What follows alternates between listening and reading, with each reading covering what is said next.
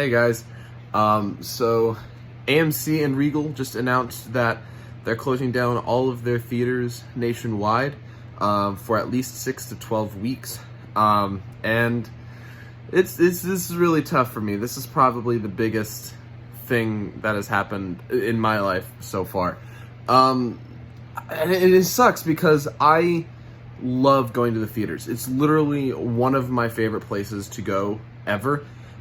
There's just something about going into a dark room with no distractions and watching a movie on a huge screen, and it means a lot to me. Going to the theaters just really means something to me, and to have that gone for a minimum of 6 to 12 weeks is really difficult for me. Now, obviously, I have streaming services. I can watch movies. I have my Blu-ray collection, which I can watch stuff on there. But it's just not the same as watching it in the theaters. And so it's going to be challenging. I'll get through it. It'll be fine.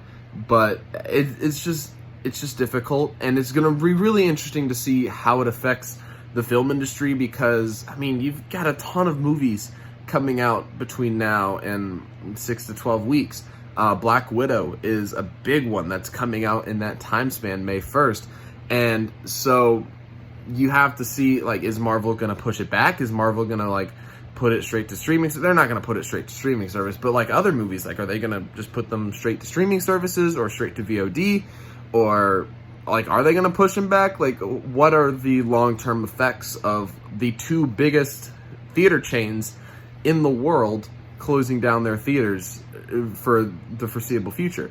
And it's going to be a really challenging change to see how this is going to shape the film industry. Is this going to be a rise for streaming services and how we take in movies? Like, are theaters going to survive? I really hope so. I really hope theaters last as long as I live and longer than that. But I do understand that times change.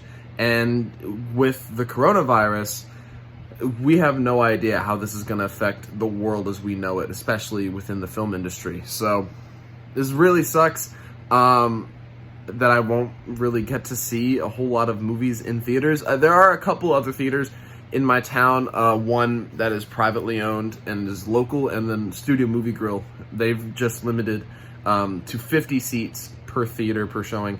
So I can still go see movies there if I want to, but I mean, honestly, I don't like paying extra for my movies. I have AMC A-List, so I don't really even have to pay extra for movies. I pay $20 a month and I can see 3 movies a week. So that's how I see all my movies.